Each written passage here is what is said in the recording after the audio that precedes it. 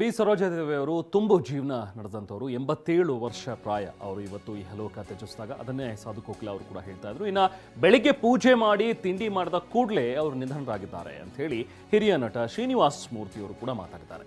ಸರೋಜಾದೇವಿ ಅವರಿಗೆ ಹೀರೋಗೆ ಇದ್ದ ಪ್ರಾಮುಖ್ಯತೆ ಇತ್ತು ಚಿತ್ರರಂಗದಲ್ಲಿ. 1.5 ತಿಂಗಳ ಹಿಂದೆ ಅವ್ರ ಜೊತೆ ನಾನು ಮಾತಾಡಿದ್ದೆ. ಅವರ ದಿನಚರಿ ಬಗ್ಗೆನೂ ಕೂಡ ಅವರು ನನ್ನ ಹತ್ರ ಹೇಳ್ಕೊಂಡಿದ್ರು. ನಾವು ಮಾತಾಡಿದ್ವಿ, ಸುದೀರ್ಘವಾಗಿ ಮಾತಾಡಿದ್ವಿ. ಪೂಜೆ, ಸಿನಿಮಾ ನೋಡೋದು ಅವರ ಹವ್ಯಾಸ ಆಗಿತ್ತು ಅನ್ನುವಂಥದ್ದನ್ನು ಅವರನ್ನು ನೆನೆಸ್ಕೊಂಡಿದ್ದಾರೆ ಶ್ರೀನಿವಾಸ್ ಮೂರ್ತಿ ಅವರು.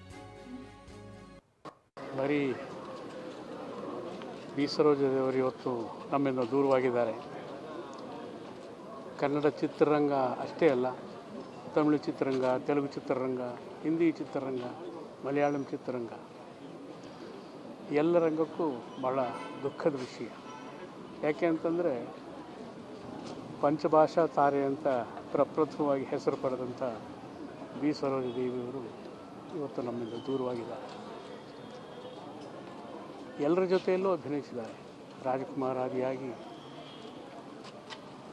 ತೆಲುಗಿನ ಎನ್ ಟಿ ರಾಮರಾವ್, ನಾಗೇಶ್ವರ ರಾವ್, ತಮಿಳಿನ MGR, ಶಿವಾಜಿ ಗಣೇಶನ್, ಜಮಿನಿ ಗಣೇಶನ್, ಹಿಂದಿ ದಿಲೀಪ್ ಕುಮಾರ್, ರಾಜೇಂದ್ರ ಕುಮಾರ್, ಹೀಗೆ ಇಂಥ ದಿಗ್ಗಜರ ಜೊತೆಯಲ್ಲೆಲ್ಲ ಅಭಿನಯಿಸಿ ಹೀರೋಗೆ ಎಷ್ಟು ಪ್ರಾಮುಖ್ಯತೆ ಕೊಡ್ತಿದ್ರು ಅಷ್ಟೇ ಪ್ರಾಮುಖ್ಯತೆ